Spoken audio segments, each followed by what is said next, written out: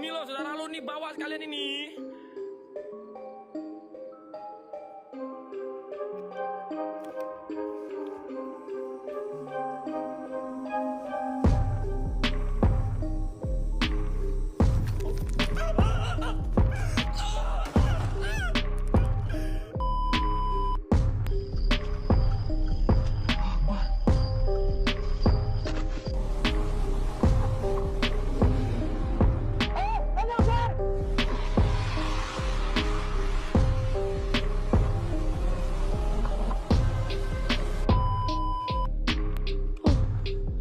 Jadi gini guys, gue jelasin sedikit ya soal pocong ya. Pocong itu sebuah jin, sebuah jin. Seekor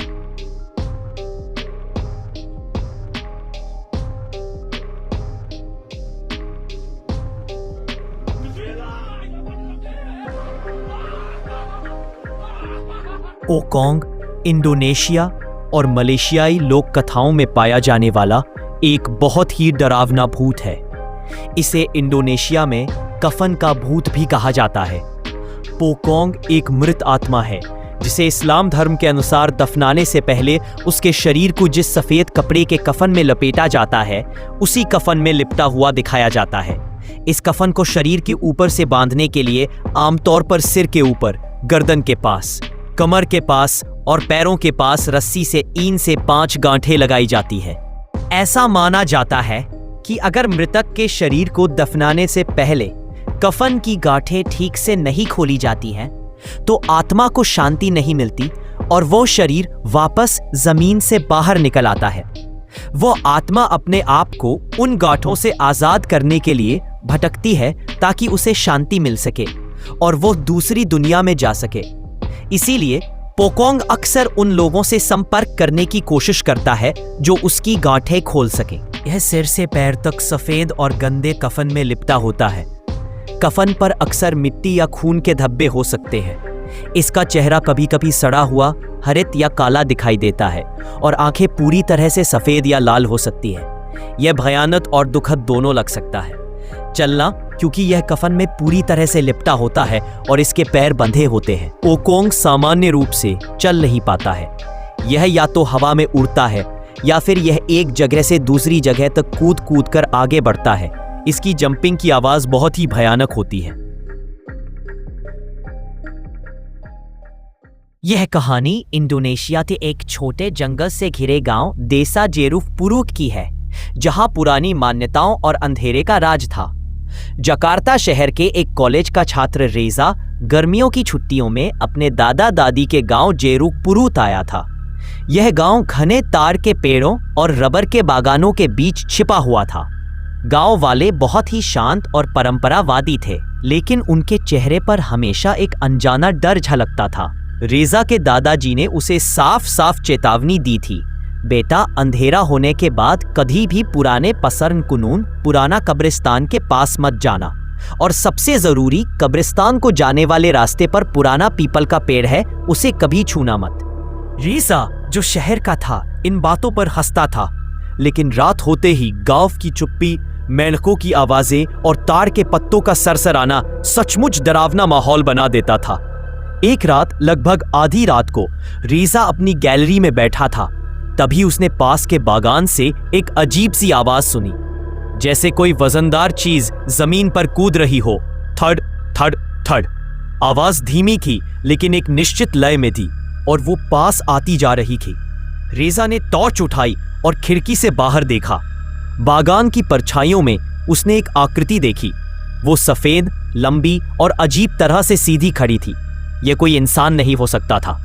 वो आकृति जमीन से थोड़ी ऊपर उठी हुई दिख रही थी, जैसे कि तैर रही हो, और फिर थड़ जैसे कूदी।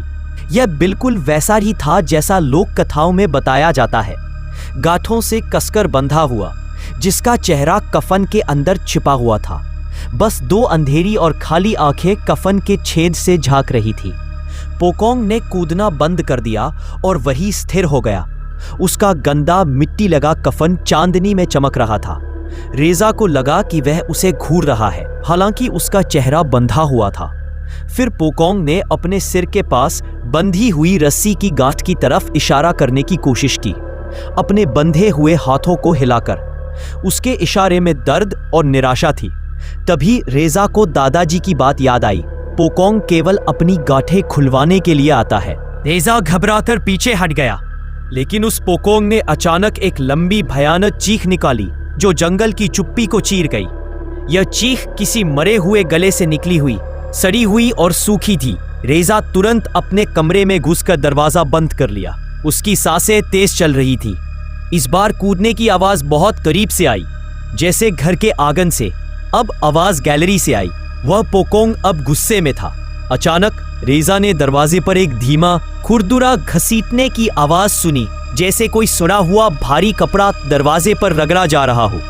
और फिर एक जोरदार गीला थप्पड़ दरवाजे पर पड़ा। रेजा को डर के मारे पसीना आने लगा। उसने अपनी आंखें बंद कर लीं और दुआ करने लगा। तभी बाहर एक और आवाज आई, लेकिन इस बार वह कूदने की नहीं थी। यह एक बूढ़ी महिला के गाने की आवाज थी, बहुत मीठी लेकिन अजीब तरह से भयानक। पोकोंग की घसीटने की आवाज तुरंत बंद हो गई।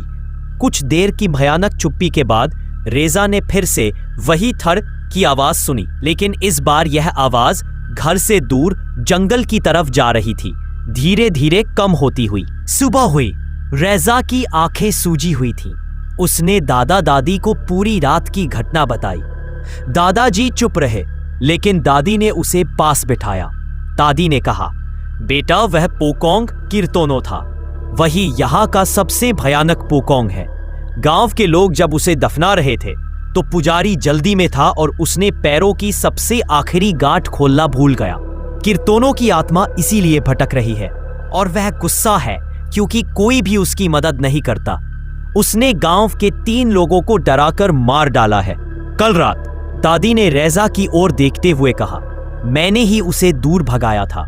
मेरे पास एक पुराना तावीज है जो उसे दूर रखता है, लेकिन ये कब तक काम करेगा पता नहीं। एक ही रास्ता है कि उसे हमेशा के लिए शांति मिले।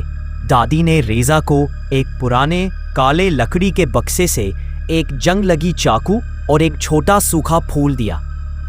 रेजा, आज रात तुम्हें वो करना होगा जो गांव में किसी ने नहीं किया। तुम्हें उसकी आखिरी गांठ खोलनी होगी। रेजा ने कांपते हुए पूछा, कहा, मैं कैसे? वह रात को ठीक 3 बजे पुराने कब्रिस्तान के पास के पीपल के पेड़ के नीचे वापस आएगा। जब वह दिखाई दे तो तुम्हें बिना डरे उसके पास जाना होगा। यह सूखा फूल उसे कुछ पलों के लिए शांत रखेगा। तुम्हें तुरंत उसकी पैरों की गांठ काटनी होगी। यह 1 सेकंड का काम है। अगर तुम झिझके तो उसकी आत्मा तुम्हें खींच लेगी। रात 3 बजे चांद गायब था। अंधेरा बहुत गहरा था। रेजा डर के मारे कांप रहा था, लेकिन वह कब्रिस्तान के पास वाले पीपल के पेड़ के नीचे खड़ा था। तभी जंगल से थड़ थड़ की आवाज आई। पोकोंग किरतोनो प्रकट हुआ। इस बार वह ज्यादा गंदा और ज्यादा गुस्से में लग रहा था। वह रेजा की ओर सीधा कूदता हुआ आ रहा था। रेजा ने हिम्मत जुटाई, आंखें बंद की और आगे बढ़कर फूल पोकोंग के कफन से छू दिया। जैसे ही फूल कफन से छुआ, पोकोंग की गति रुक गई। उसकी आंखें जो पहले आग की तरह लग रही थी, अब दुख और दर्द से भर गईं। वह जमीन पर लगभग झुक गया। रेजा ने कांपते हाथों से चाकू निकाला।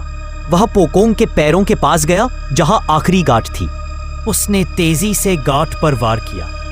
जैसे ही रस्सी कटी, रेजा को लगा कि हवा में एक बड़ी आह निकली है। किरतोनो के कफन के अंदर से तेज सफेद रोशनी निकली और फिर वह आकृति हवा में घुल गई, जैसे रेत का टीला हवा में बिखर गया हो।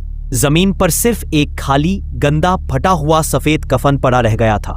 रेजा ने जमीन पर गिरकर गहरी सांस ली। उसने किरतोनो को आजाद कर दिया था। उस रात के बाद येरुक पुरुत गांव में कूदने की कोई आवाज कभी नहीं सुनी गई।